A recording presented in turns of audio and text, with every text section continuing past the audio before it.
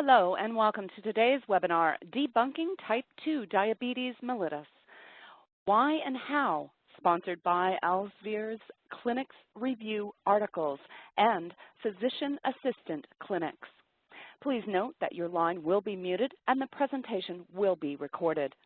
You may submit questions at any time using the Q&A feature located on the right. Now I would like to turn it over to Physician Assistant Clinics Consulting Editor, James Van Ray, to introduce our presenter, CJ Chun. Thank you. My name is James Van Ray, and I'm the Consulting Editor for Physician Assistant Clinics. I'm also the Program Director of the Yale Physician Assistant Online Program.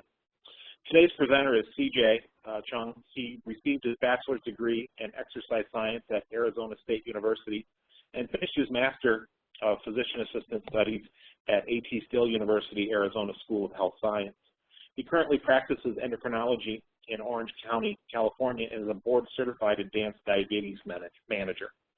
He's serves in numerous roles outside of his clinical practice. He's adjunct faculty at A.T. Still University's PA department, the president-elect of the American Society of Endocrinology, or Endocrine TA. He's on the editorial board for Clinician Reviews, and he's a peer reviewer for the Journal of AATA and the PANS Pan Retest Committee at the MCCTA. He speaks at multiple state and national conferences, and he has a big passion in teaching and sharing clinical knowledge with students and fellow clinicians. I worked with him on the issue of endocrinology for the PA clinics, and it was a real pleasure to work with him. So I'd like to turn it over to you now, CJ. All right, thank you for the kind introduction, Jim. So, yeah, welcome to the webinar here. So today what I want to discuss here with all the titles that I hold, what I really do, I'm a full-time clinician. I am in a community endocrine clinic, Monday through Friday, 8 to 5, seeing patients. So I'm really in the same trenches as most of you guys are, seeing patients with diabetes. So what I really want to focus on today is to share our, give you some practical guidance, share some tips that I use to help manage patients with type 2 diabetes. So here are my disclosures. And here's my objective. So we're going to go over some what's called omnibus Octet causing hypoglycemia, really appreciating, what the multiple defects of the type 2 diabetes and why we may need multiple medications to control their condition.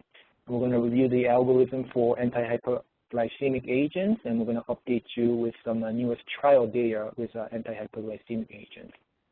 So we're going to start off with some ARS questions. So the first one, and you'll be seeing the poll soon. So the first question is, which of the following is not part of a defect, what's called omnibus Octet, causing hyperglycemia in type 2 diabetes? So let's get the poll started. You have about, I'll give you about 15 seconds to answer this. So it's decreased insulin secretion in beta cells, decreased glucagon secretion from alpha cells, decreased incretin effects, increased glucose reabsorption from kidney, and neurotransmitter dysfunction. I'll give you about 15 seconds to answer this.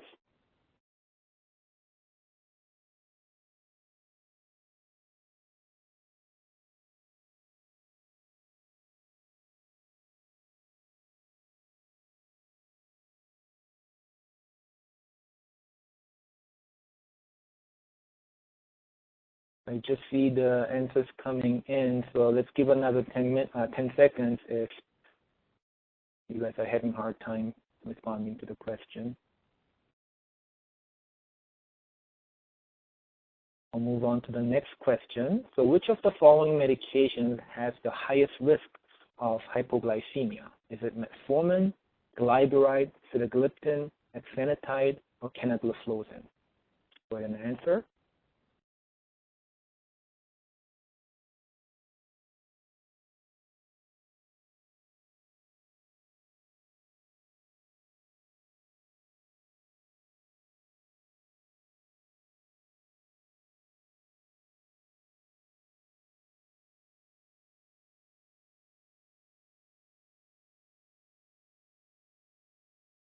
Okay, so let's go ahead and move on. The last question here is, which of the following anti-diabetes meds have shown to improve cardiovascular outcome? We have pioglitazone, liraglutide, empagliflozin, or all of the above. Please go ahead and answer.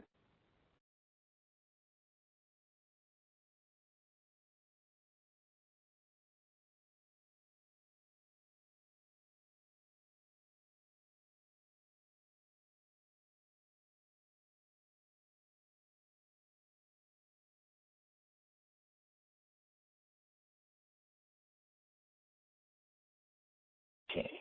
So at the end of this presentation, we're going to ask the same question, and let's see if we made any improvement on this question. So just to reorient you and just the basics of the diabetes and the normal insulin and glucose action. So this is a very simple cartoon, which I share with my patients too. So normally when sugar comes in with after we consume some carbohydrate, the beta cells from your pancreas produce insulin, which is drawn as a key here. And then this key opens up the door for the cells so that the glucose can enter, and everyone's happy here. They got their glucose, they're metabolizing it, they're generating energy. What happens in type 1 diabetes is the immune destruction to the beta cells. So it is an autoimmune condition where antibodies such as a GAD antibody or insulin antibody would attack the beta cells, kills them off, and they're not able to produce any insulin. So the key is missing, so the door is locked, and the glucose cannot enter into the cell. So glucose stacks into the bloodstream, and the cells are starving. So that's the type 1 diabetes. How about type 2 diabetes? So there's excess amount of glucose coming in due to excess calorie intake, and the beta cells are trying to compensate for it by producing extra amount of insulin. So you have this multiple insulin floating around. However, the cells are developing insulin resistance, meaning, as you can see here, we need more keys to open up this cell. Some cells open, but some don't because of the insulin resistance, and that's why we get high sugar in the bloodstream. And the beta cells, they've been working, trying to compensate. So they've been working overtime to produce all this insulin. Eventually, they get worn out, and they're not able to produce or compensate for the high insulin need, and that's why the sugar starts rising and develop diabetes and progress from there on. So that's kind of a basic of type 1 diabetes versus type 2 diabetes. And this is what's called omnibus octet, suggested by Dr. DeFranco, one of the most well-respected diabetes researcher in San Antonio, Texas. So at first, we thought type 2 diabetes is a simple phenomenon. There's not enough insulin being produced from the beta cells, and that's why we have high sugar. But then we found out more what's going on with type 2 diabetes, and we identified multiple factors that contribute to develop hyperglycemia. So we got 8 of them. There's a rumor they added more. It's 11, now it's 13. So it may look very complicated, but in fact, these are all connected. So let me connect the dots here. Let's start with looking at the adipocytes. So we got this adipocyte, and the main role of adipocyte is to store energy. So unlike, way back in the past when food was not available, they had to hunt 10, 12 hours for one meal if they got lucky. So when they eat, they had to make sure not to only supply the calorie that they need at that moment, but to store it so that they can use it during the fasting period. So you get enough calorie in, you store it in the adipocyte tissue. So the adipocyte can expand. It can expand like 10 times in one dimension. So if you look at a volume, it can expand 1,000 times to store the excess calories so you can use it later on. However, nowadays, there's just too much food around, and we never stop eating. No one's really fasting nowadays. So we keep recruiting more adipocyte tissue, and because of the excess calorie consumption.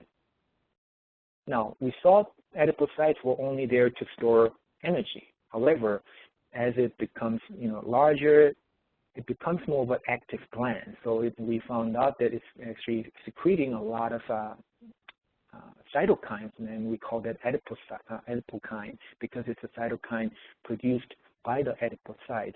A very active gland, so it is a very hot topic in endocrinology now, looking at fat as an active gland as well. So as we keep gaining weight, there's more macrophage recruitment, there's more inflammation, causing adipokines coming out and causing more issues to type 2 diabetes. That's why type 1 and type 2 diabetes can present differently.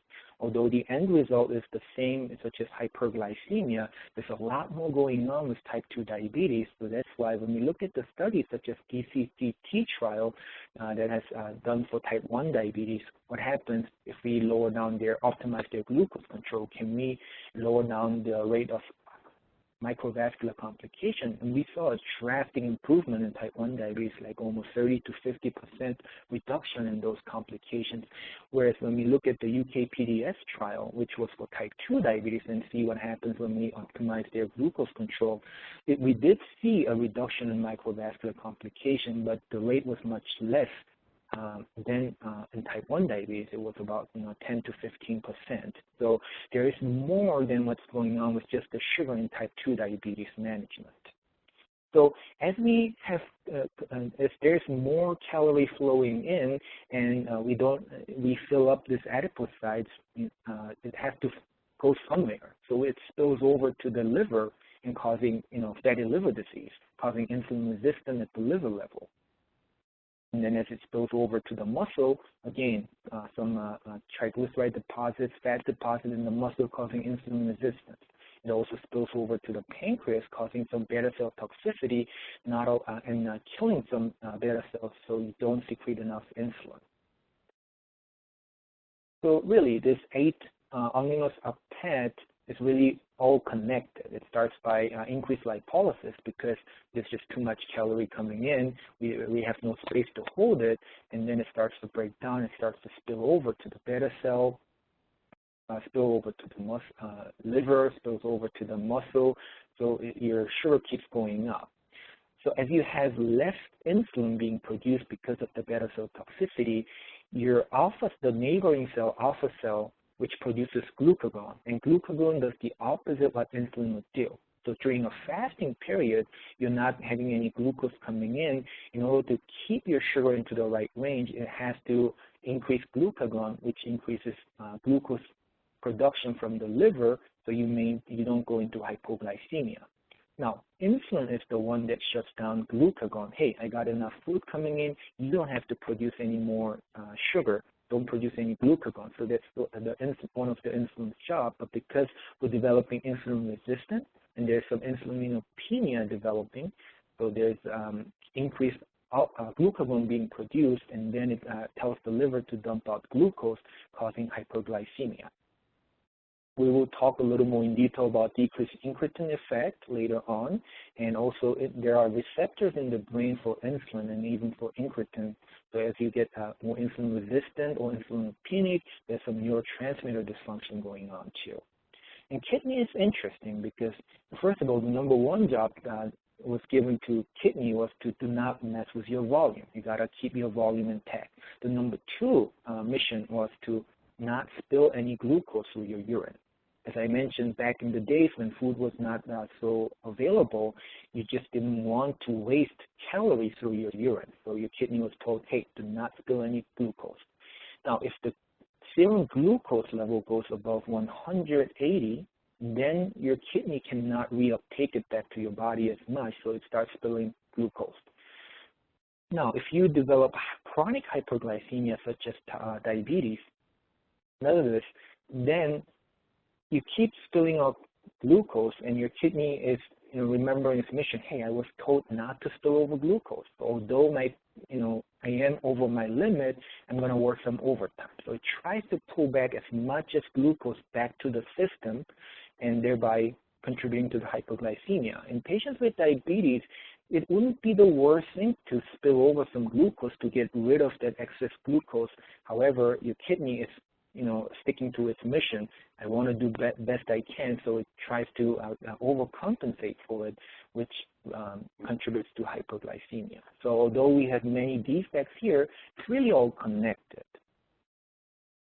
So we have this algorithm published by American Association of Clinical Endocrinologists, ACE, and we have this hierarchy here.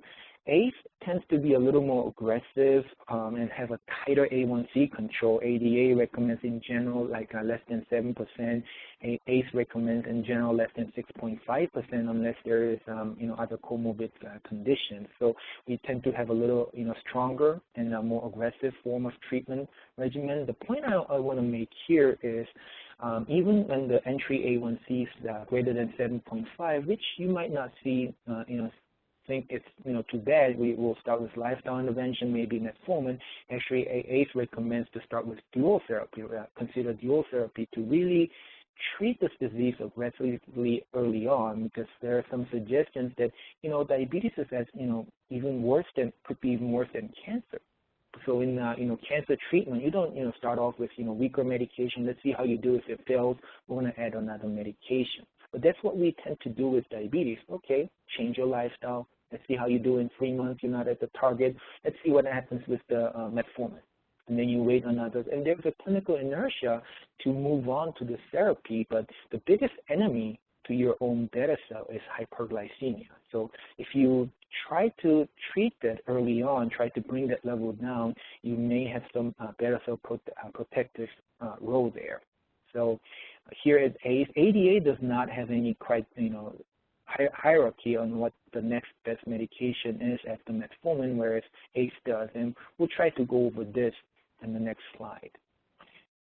Although I'll be focusing more on the pharmacotherapy, I really want to remind you all that always lifestyle intervention is first, last, and any time in between. We got to do work on diet and exercise. We got to remind them.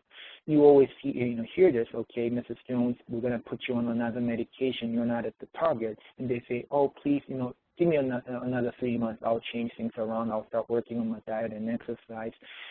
They feel like, okay, by adding medication, it's not like they can do whatever they want to do. I always recommend, okay, that's great, but that's always, you gotta always do it. Even if I start this medication, you gotta still do the diet and exercise. It's not one or the other. So always we have to, medications are adjunct to lifestyle intervention. So we want to remind patients of that. Going to the gym doesn't count. We actually have to work out. So this is actually a fitness in San Diego, California. So obviously walking up the stairs to the gym is a big exercise, so they made it easier for them. But we have multiple medications. So as a joke, I tell my patients, hey, this is the best time to have diabetes. Then I say, no, it's a joke. It's never a good time to have diabetes. But if you were to have it, you better have it now compared to 20 years ago. Because prior to 1995, we only had 2 different classes of anti-hyperglycemic medication, insulin and sulfonylurea. That was it. Only 1 oral class of anti-diabetes medication, whereas now we have 12, 13 different classes of medication. So the nice thing about diabetes management nowadays is that we have so many options. But the challenge is we have so many options, which one do I pick? And it's very hard to keep up with these. I have the luxury of being in an endocrine clinic, and I'm able to focus on this, so it's more of a natural habit to me what the side effects are, what the cost is, and all of that. But it, those who are in primary care, you have to keep up to date with all the other things, can be a big challenge. And there's no easy way around it, unfortunately. So these are the things that you got to be more familiar with, and it just comes with practice. So just print this out. It is available for free to download from ACE website. So you can have this available and keep, referring back to this. So this is what we have to know. We got to know all this. But what I want to focus here is some of the things. So I highlighted the area like hypoglycemia, weight gain, and GI side effects. The reason I highlight this is what the patient's going to experience. Okay, the other one is something that we monitor. Not often patients know whether their GFR is dropping or not. Okay, but such as hypoglycemia, weight gain, or GI side effect is one of the most disturbing symptoms that they can have. And once they experience it, we have many patients who had one hypoglycemia episode. It was such a horrible event. They will not let their sugar drop less than 200. They feel just comfortable in 200 to 300, and they just let it like that because they felt how horrible they were when they had hypoglycemia. Same thing with the weight gain. No one wants to gain weight. So if you put them on any medication and they gain weight, they're going to stop the medication. You're lucky if they come and tell you, hey, you gain a bunch of weight, you're not going to start, take this medication. If they tell you up front, you're lucky. You know what they're taking or not, what they're not taking. But there are many patients, they don't want to offend you. They want to, please you. They don't want to upset you, so they don't tell you that they stopped. And we think, okay, this patient is taking this, we're not moving forward, we got to add another medication. And along the line, at some point, they say, you know what, I really got to give it a try. And they start taking all of this medication, and boom, one of the agents cause hypoglycemia. They may have a horrible event there. Same thing with the GI side effect. So we have many studies have shown that medical adherence to chronic disease is less than 50%, and I think many of us are in denial. We think, oh, that's not my patient. My patients are always taking the medication. It's got to be someone else. But that's the data. Only about 50% or less patients with chronic disease take their medication consistently. So something that we have to focus on to try to improve things to help the patient adhere to the medication. Let's start off with metformin. So metformin, let's look at the hypoglycemia risk. It's neutral. Weight, slight weight loss. So it's not a great weight loss, but it's either neutral or slight weight loss. So that's an additional benefit. It has a moderate effect on fasting glucose and mild effect on postprandial glucose. Where does metformin mainly work? The primary action is in the liver. It shuts down the liver from producing too much glucose. There's some debate whether it also helps with the insulin resistance or not at the muscle level, but yeah, the primary action is at the liver. It has been around for a long time. It is. There are many debates, depending on which organization you look at, there's a debate whether what the next, best medication option is, but everyone agrees on the first line pharmacotherapy after or with lifestyle intervention should be metformin unless it's contraindicated, such as chronic kidney disease stage 4 or congestive heart failure, things like that. So unless contraindicated, metformin really should be the first line pharmacotherapy. It is very cheap. It's on that $4 or $5 list on certain some pharmacies. It lowers A1C by about 1 to 1.5%, and this is pretty impressive for being on an oral medication. Cheap medication, A1C of 1 to 1.5% drop is amazing. So we tend to think, because metformin is so cheap, it's generic, it's been around, everyone's on it. We tend to think, oh, metformin is not a strong medication. And even patients say, I've been taking this medication forever. I'm not really sure whether it's doing anything or not. You realize how your sugar jump up when you stop the metformin, especially when they develop chronic kidney disease and you have to lower the dosage or stop the dosage. You will really see the spike. That's when you realize, oh, in fact, metformin was working really well. So it is a very efficacious medication. The main side effect limitation is the GI upset, such as nausea, diarrhea, constipation. It can actually cause both. So what I do is I do not use immediate release form. I always use extended release form, like 500 milligram or 750 milligram, because it's much better tolerated, and it is still on the generic, the lower cost. Okay, the extended release 1,000 milligram is a branded form. So I always explain to the patient when they were taking 1,000 milligram immediate release, 1 tablet twice a day, I changed, and they had some GI side effect. I switched them to extended release 500 milligram and take it 2 tablets twice a day. I know it's a course pill is big, the patient's not going to appreciate it, but once you explain it, the rationale behind it with the cause, they usually understand. And take it with food or after food. Do not take it on an empty stomach. It tends to upset your stomach more. And titrate the dose up. There's no rush, okay? So I start with 1 tablet with dinner for the first week, and every week you increase it by 1 tablet. So I usually split it out to 2 tablets twice a day with breakfast with dinner. And use the max dose that's tolerated, okay? If they can't tolerate 2,000 milligrams a day, cut it down to 1,000. Just give at least a touch of it. It's cheap, it's beneficial. Is metformin nephrotoxic? So this is a common misconception, not only for the patients, but also to clinicians, and I find it surprising. So metformin does not damage kidney. It's not a good medication to be on when your kidney is damaged, but it does not damage the kidney. What's the renal dosing? So we have an update, recent update from the FDA. We had a little stricter guidelines. So when you had the CKD of 3, you were not supposed to use it. According to FDA, everyone was using off-label because we had strong data that it can be used safe, and Europe has been doing it for a long time. But now, last year they finally FDA upgraded their guideline here. So if your GFR falls below 60, you can still use the full dosage. You just have to be more cautious so they don't get the volume depleted and all that. Now, if the GFR drops less than 45, you want to cut the max dose down to 1,000 milligrams a day. So like 500 milligrams twice a day, something like that. If they are not on, so if they present with diabetes for you for the first time, they're not on metformin, but their GFR is less than 45, then you want to reconsider the benefit and risk of the therapy. You can still start them on 500 twice a day, but just weigh the risk and benefit. If the GFR drops more than 30, so if you go into a CKD 4 stage, then that's when you definitely want to stop the medication. Now we're going to move on to the incretin-based therapy. So we have DPP-4 inhibitor and GLP-1 agonist, and we got multiple agents in each class. So what's incretin? So this was a very interesting finding here. So we have two groups.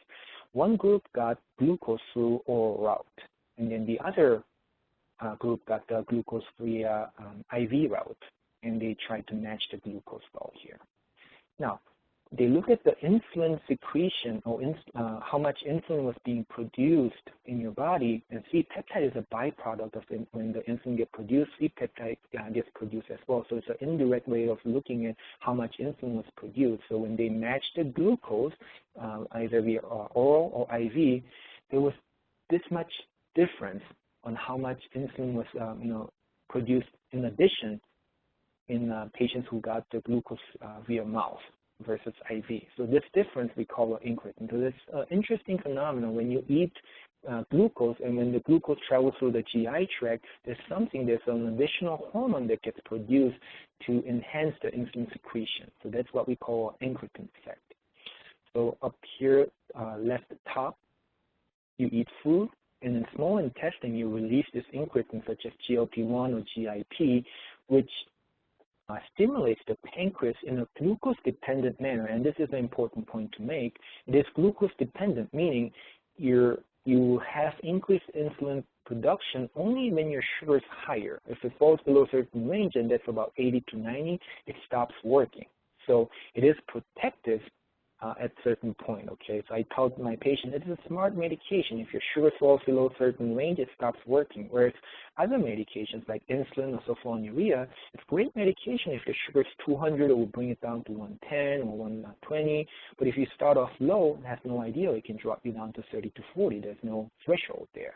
Whereas with incretin therapy, it is glucose dependent, so you have a safety net.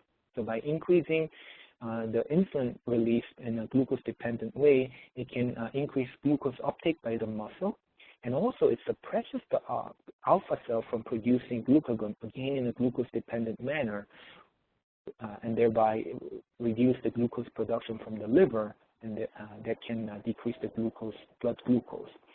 It also sends a signal back to your brain saying, hey, I'm full. It lowers your appetite and makes you stop eating.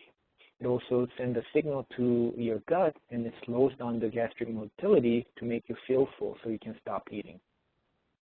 Then this incretin gets deactivated by DPP-4 inhibitors and becomes inactive. So by inhibiting the DPP-4, you can prolong the action of endogenous incretin, and that's how this DPP-4 inhibitor works. So again, it's glucose dependent, so it's neutral in hypoglycemia risk. It is neutral in weight. It has a little more action on the postprandial glucose. We got 4 agents here. Where does that work? Again, it works on the decreased incretin effect, and it thereby increasing the insulin production from the beta cell. It lowers A1C by 0.5 to 0.8, so not as great, okay? It could be a little bit better, but, the efficacy is not as strong. It is still expensive. It is a branded medication, Elagliptin, the last one that got in the market, actually became generic, but still the brand pharmacy, they're the only ones who make generic elagliptin, so I'm not sure whether the cost has gotten any better or not at this point. Although it's expensive and it's not as strong, it is very well tolerated, so that's why it is being used quite often. There was some scare about pancreatitis and pancreatic cancer. So FDA did the full analysis. It doesn't seem like they still have, there's a causal relationship there. So something that we're still, watching. So definitely, if you have an idiopathic pancreatitis, it's not from the gallstones or, chronic alcohol usage, or if they have chronic pancreatitis, consider something else. Do not use incretin therapy, including the GLP-1 agonist. Severe joint pain has been reported with sitagliptin, which is Januvia. I've been using this medication since it got available in 2006, so it's been around for a long time, and I have tons of patients on it. Knock on wood, I really haven't had any joint pain patients with this medication, and it's not like just a little achiness or my joint ache. It's actually a severe joint pain, which leads to hospitalization. Again, we don't know the mechanism. Overall, otherwise, it's very well tolerated medication. GLP-1 agonists. So I explained it to the patient, DPP-4 and GLP-1 agonists are like, brothers. The DPP-4 inhibitors are the younger brother, GLP-1 is the older brother. They are very similar in action, but the GLP-1 is just a little stronger. It has, again, glucose dependence, so there's a neutron hypoglycemia risk. The real benefit here is that you're going to lose weight, okay? So it does suppress your appetite, and it does suppress the gut motility to make you increase your satiety, so patients can lose weight, which they really appreciate. There are several agents here. Adliptin, this short-acting lipsucinatide, got approved in the market, but I don't think they're going to promote this on its own. It's actually used in combination with basal insulin, which I will discuss later on. So where does this GLP-1 agonist work? Works in the decreased incretin effect, and thereby increasing the insulin production from your beta cells. The DPP-4 is not strong enough to suppress the alpha cell, but GLP-1 agonist is. So thereby it can also lower glucose production from the liver. It also is strong enough to give some action on the brain to suppress the appetite. It is second-line agent according to ACE guideline, ACE algorithm. It is expensive. It's still a branded medication, quite expensive. It lowers A1C by 0.5 to 1.5%. 0.5, really, there was one agent, albiglutide, has shown a little less efficacy there, but in general, you can expect about 1 to 2% A1C reduction, so pretty efficacious medication. Main side effect, again, is the GI upset. So you really want to let the patient know up front, okay? So I always tell the patient, hey, this is how the medication works. It makes your own insulin work better. It also slows down your gastric emptying, so you will feel full soon. Now, because of this effect, if you eat too much, if you eat too fast, it's going to upset your stomach, okay? So if you notice that, you got to pause and think back. Ooh, what did I do? Or maybe I ate too much. Maybe I ate too fast. And you got to change that around. So it's quote-unquote wanted side effect, because your body makes you sick if you do something that your body doesn't like, and sometimes we need that, right? So it really puts the ball onto their side, okay, and let them develop more of a better eating habit.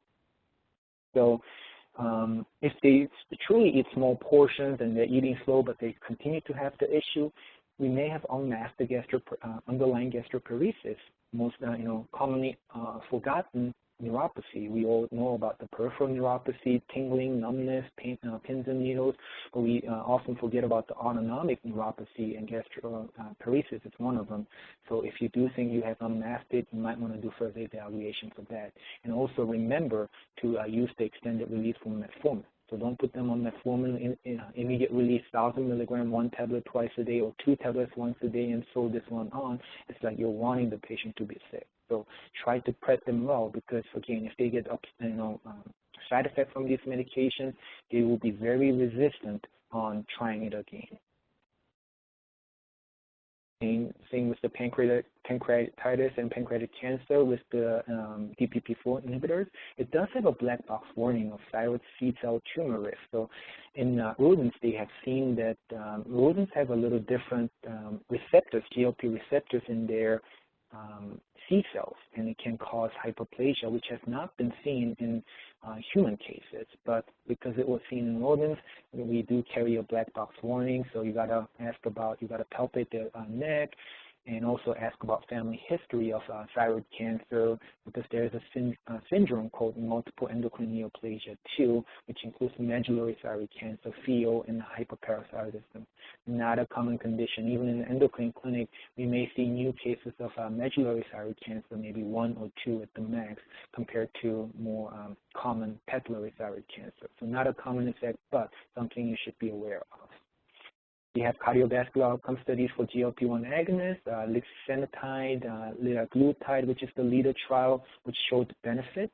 Semaglutide showed benefit as well. So lixisenatide was neutral, but the other agents with liraglutide showed some benefit. A little more detail here, not as dramatic, okay, but some improvement in terms of primary outcome. We had about 13% reduction. Death from cardiovascular cause, we had about 22% reduction. The main purpose of these studies was just to prove safety, but it's nice to see slight benefit, if any. Same thing with the semaglutide. We saw some benefit, which is reassuring. And we have a combination with basal insulin and GLP-1 agonists. The glargine, which is Lantus, lixisenatide, they combine it and call it Iglalixi or Soliqua. And the other one is degludec, which is a fairly newer insulin called Tresiba, and liraglutide, which is Victoza, so they combine it called Ideglira or Zultofi or Zultofi.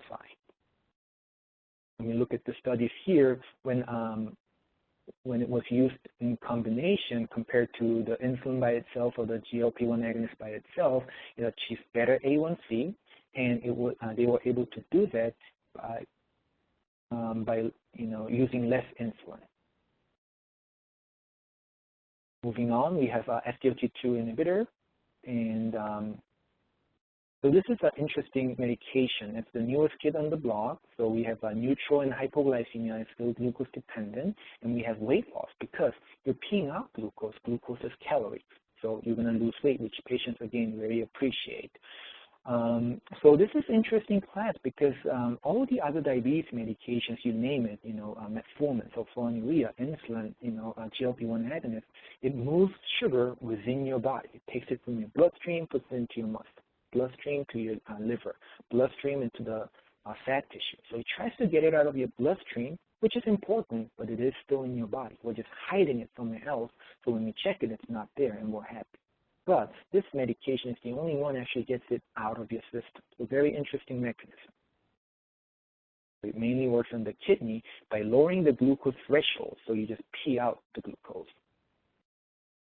It lowers A1C by about 0.9%. It got approved in 2013, so it is still fairly new. So it's branded as expensive. It lowers blood pressure as well because it has some diuretic effect too, which is a nice benefit because, oftentimes type 2 diabetes patients have hypertension as well. So it is an additive benefit. However, if they're already on antihypertensive medication, so if they're on diuretic medication, you got to be careful with the volume and make sure we don't, throw them into hypovolemic or hypotension. So if they're already on diuretic medication, you might want to adjust the dosage, cut it in half, or get them off. If they're on other multiple hypertensive medication, look which one you can replace out SGLT2. It might be one stone, two birds. Side effects, genital myocardial infection, yeast infection, commonly seen, and which makes sense. You're delivering more sugar to the urinary tract. It's dark, it's moist, it's just a great environment to grow yeast. So what I tell my patients, first of all, well hydrate yourself. You're going to urinate a little bit more initially and should normalize thereafter, but initially just make sure you're well hydrated, don't get dehydrated. And if you need to go urinate, go and urinate. Try not to hold your urine too long. Keep a good hygiene. Keep it clean, keep it dry. With that, my rates of genital myocardial infection is quite low, but something that we have to be aware of. Acute kidney injuries reported seems to be more volume related. Again, we got to let the patient know you got to take, well hydrate yourself. This amputation risk is interesting because in one of the canagliflozin studies, they had multiple studies, and only one study showed the increased amputation risk. And so we got some warning last year. And early this year, in February, in Europe, they included this in the label in all SGLT2 inhibitors. Now, just yesterday or Monday, FDA has announced that canagliflozin, which is Invokana, they're going to carry a box warning sign of amputation risk. One of the bigger trials actually shown twice increased risk of amputation. We're not sure what the mechanism is, but it tends to happen in those who already had some previous ulcer, has established peripheral vascular disease, neuropathy, so something that we should be aware of, and we got to assess their foot. If they do have those risk factors, something that you have to think about, maybe considering other agents or so. Now, we do have some data with other diuretic medications such as hydrochlorothiazide, which has shown like 8 times higher risk of amputation. So it might be long related, but we don't know. It was not shown the mechanism at this point.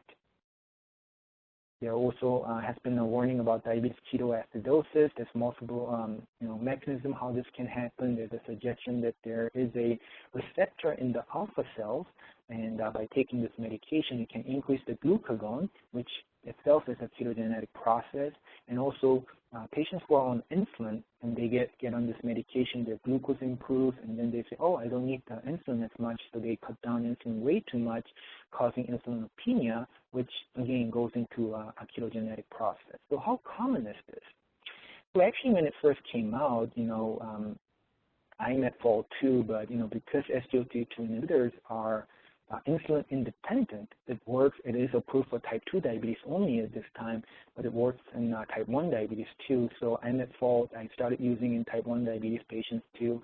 Worked really good, but that's when the trouble happened. Okay, so if you look at the type 2 diabetes, the DKAs are very uncommon, whereas in type 1 diabetes it's a little more common. So tips: make sure the patients are well hydrated, because once they get dehydrated, it can lower down their GFR and cause a lot of issues.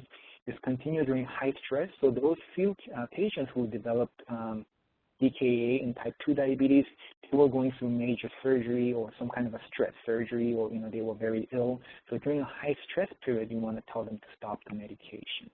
Avoid insulinopenia. With the long-standing type 2 diabetes, they tend to have less insulin production capacity, so if you put them on, you may throw them into DKA. And also, those who you thought had type 2 diabetes, actually they might have had type 1.5 diabetes, which is called LADA, and we might throw them into diabetes ketoacidosis. So those who develop DKA, who you thought was type 2 diabetes, you might want to rethink the condition. They might have autoimmune diabetes, actually. And avoid or use extra caution in type 1 diabetes. Right now, it is off-label. Do not use it. If you're going to use it, you really want to be careful on how you use it. EMPA-REG trial is with empagliflozin, the Jardiance, which has shown a major improvement in cardiovascular outcomes. So if you look at the mortality from cardiovascular cause, 38% reduction. 32% reduction in death from any cause, and mainly it was driven by the reducing hospitalization from heart failure. So 30 to 40% reduction. This is huge. So it's close to like statin trial, so ACE or ARB trial. So it's a very hot topic right now in endocrinology, and actually empagliflozin is the first one to get indication in the label for cardiovascular disease reduction for type 2 diabetes medication. There's some suggestion there's a renal benefit to it too. Initially we were concerned, now we're hyperfiltering the glucose through the kidney. Isn't that going to do any damage to the kidney? Initially it can, because it might be more volume related. Your GFR might dip down a little bit, but it comes back up. And if you look at the long-term data, it actually was protective from a renal outcome in terms of GFR declining and also developing albuminuria. Moving on to TZD, it's been around for a long time. We have pioglitazone, rosiglitazone, it's an insulin sensitizer, so it's not big on causing hypoglycemia. The main side effect is the weight gain. It has moderate effect on the fasting glucose. Mainly it works on the holding the lipolysis process. It improves the insulin resistance at the muscle level and also at the liver level. Lowers A1C by 1 to 1.5% for oral medication. Again, that's pretty good. It is generic now, so we got two, but it's not like a $4 list, so I put $2 on it. There was some drama about Avandia. When they looked at the trials with this glucagon, they thought they increased cardiovascular disease, so it was taken off the shelf in Europe and a severe restriction in U.S. But then when they re-looked at the data, they said, oh, never mind, we misinterpreted it, got back in the market, but again, no one's really using it anymore because all the things that they went through. There was a little scare about bladder cancer with pioglitazone, which is Actos, which seems to clear away, but there's still a little debate about that. Again, weight gain is an issue, fluid retention is an issue, so don't use it in patients with congestive heart failure. And don't use the max dose like 45 milligram of pioglitazone. At the max 30 milligram or even the 15 milligram should be fine to minimize the side effect, but to get some effect of insulin sensitizing. Fracture has been reported, so you want to use caution in postmenopausal women or those who are at higher risk of developing fracture. This is IRIS trial, which was done with pioglitazone, and this is actually in patients without diabetes. This is in the pre-diabetic patients, and it's those who had stroke. We saw how they did with the pioglitazone and was able to reduce the recurrent stroke and also reduce the new onset of diabetes. But it comes with the cost such as weight gain, edema, and fracture, so something to keep in mind. I am running out of time, so I'm going to skip the insulin part. I'm going to finish off with the sulfonylurea. So sulfonylurea has been around for a long time, very cheap. A lot of thought leaders in diabetes are trying, is hunting down the sulfonylurea, recommending not to use it because of all these hypoglycemia, weight gain effect. But it is cheap. Those who are financially challenged, elderly, Medicare coverage is an issue. Still a great option to lower down the glucose. You just have to use it with caution. Mainly works on the beta cell to produce more insulin.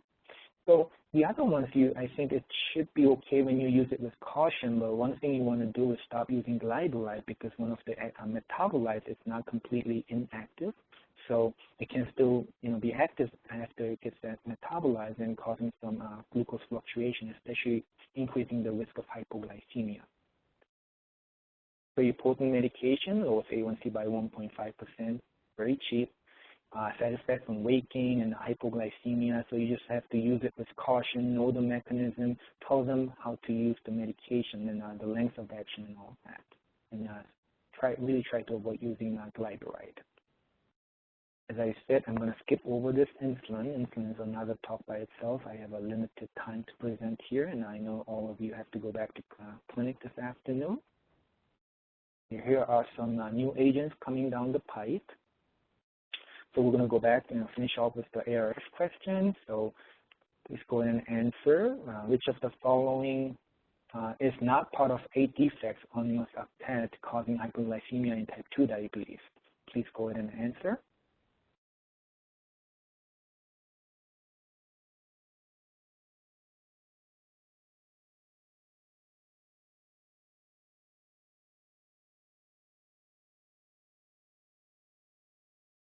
Okay. So yeah, the correct answer is decreased glucagon secretion from alpha cells. Actually, in omnibus Octet, you have increased glucagon secretion from alpha cells. Which one of the following medication has the highest risk of hypoglycemia? Is it metformin, glyburide, sitagliptin, exenatide, or canagliflozin? Please go ahead and answer.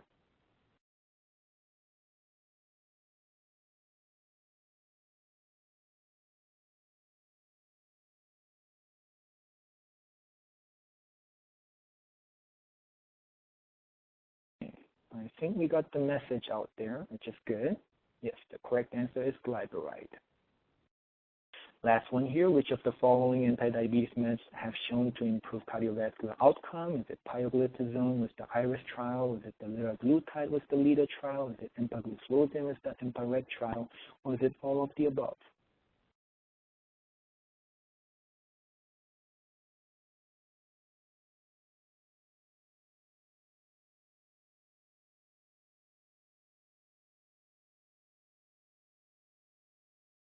Okay, yeah, that is correct. All of the above medications have shown to improve some cardiovascular outcome, which is very interesting. It's a newer phenomenon that we saw for the longest time. We haven't seen any medication to do that, but starting 2015 with the EMPA-RED trial, we're now seeing some improvement in cardiovascular outcome. So that concludes my presentation, and I'll hand it over to Jim again.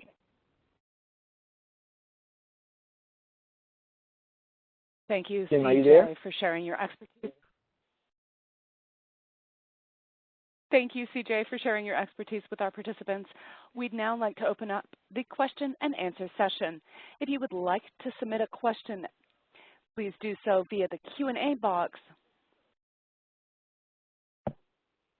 Okay. We've got a couple of questions already. First one to you, CJ, is I'm unaware of the cost of Metformin XR's price. How much more expensive is it in comparison to the regular? Yes, it's a great question. So, yeah, Metformin XR, if you use the 500 or 750 milligrams, it is still the same price as the regular Metformin.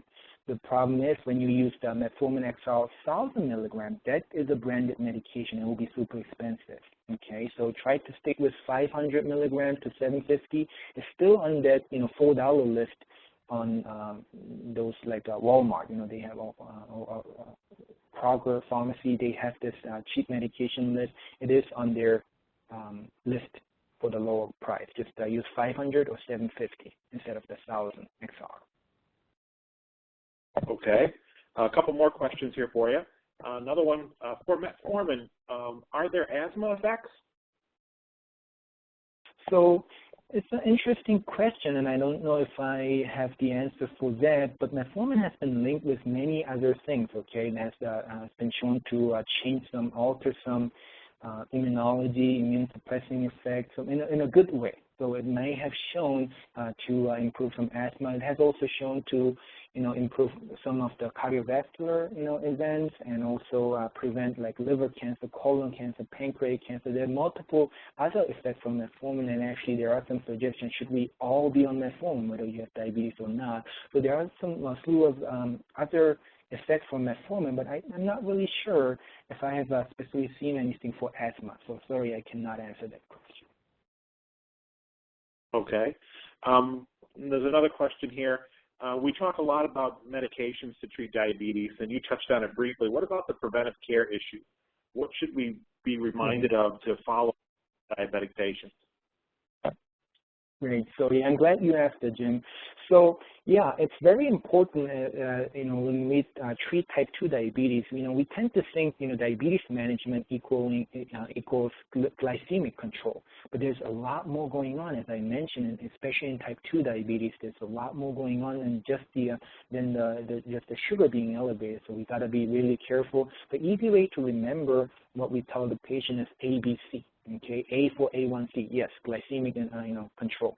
B, blood pressure, so we gotta be attentive on their blood pressure management. C, cholesterol. So those are the things that we have to focus on, and some health maintenance, such as we gotta look out for the common vascular complications such as retinopathy, nephropathy, and neuropathy. So for eye exam, for type 2 diabetes patients, there's some data that shows even when they are diagnosed today, they probably had it for like 7 or 8 years. So at the time of the onset of the disease, or at the time of diagnosis, they should be referred to optometrist or ophthalmologist to do a dilated eye exam. And if it's all normal, then they can do annually thereafter. In type 1 diabetic patients, after the disease onset, 5 years later, they got to start doing the eye exam on an annual basis unless something's seen. And important to look at the nephropathy. So you want to do at least an annual microalbumin check. So you always want to do spot microalbumin with creatinine ratio to see whether they're spilling any protein or not. And if they do, you want to start on them ACE or ARB medication. And also if they do have hypertension, ACE or will be the first line agent because it also helps with the diabetes kidney damage. Neuropathy, very important. ADA has said, to check their feet on at every visit, which is, time consuming, but that's something that you want to, mention that, and also look at, examine their feet, recommendations to check their feet on a regular basis, every day, look mirror, use well-fitting shoes, don't go barefoot, and all of that. In terms of immunization, it's very important too. So you want to recommend them to have annual influenza vaccination. You got to have the pneumococcal immunization, and the newest one will be the hepatitis B. They need to be updated with that as well.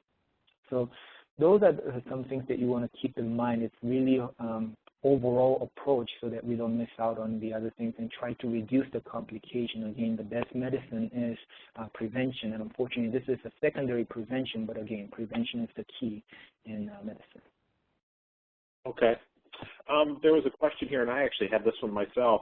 You talked about with the SGLT2 inhibitors, the amputation risk. Could you expand on that a little bit? Yeah, so this is a very interesting finding, and I need to get some more data as well because it was just literally just announced. I think it was yesterday as I was getting ready for this trip. I saw this, FDA, warning coming out that they added a boxed label. So around last year, so canagliflozin has about 8 or 9 different trials, and one of them has shown increased risk of amputation, about double the risk. So at that time, we didn't know why it was happening. It was happening in patients with prior ulcers or prior peripheral artery disease or neuropathy. So we don't really know what the actual mechanism of action is, but then finally there was a bigger trial called CANVAS, and it's actually the cardiovascular trial for canagliflozin, and it involves a lot of patients, and there it did show increased risk of amputation, and the risk was about the double. So I think accordingly it was put in the box warning label. Again, this is brand new. I need to get some more information. That's all I have at this time. As I mentioned, some other diuretic medications have shown to worsen the amputation risk, such as a hydrochlorothiazide. There was about 7 to 8 higher risk of amputation. So could it be a diuretic effect, hypovolemic effect? Those are all possible, but at this time it's just contemplating. I really don't have a detailed answer at this time, and I'm pretty sure it will come more as the time goes. We'll get some more updates from ADA and all the organizations. Okay. I know we're getting close to the time here, but one quick question here. Is it safe for patients with diabetes type 2 who is a patient who's with diabetes type 2 who's on therapy to do some intensive cardiovascular training?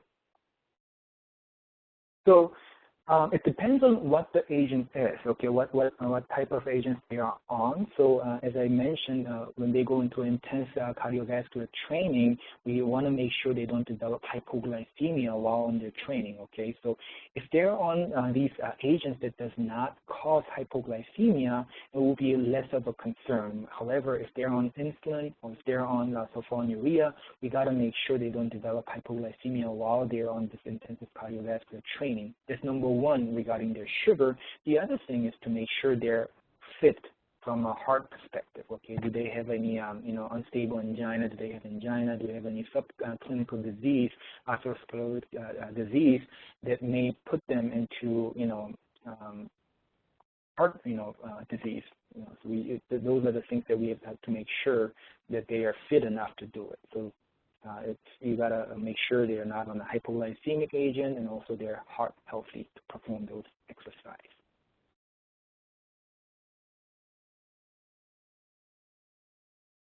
Thank you. Unfortunately, we have run out of time for questions. We would like to thank CJ for presenting this exciting informational webinar activity, and we hope that you will be able to use what you have learned in your area of practice. At this time, I would like to thank our presenter and today's audience for participating in our webinar. Thank you for joining us. I hope to see you at a future webinar.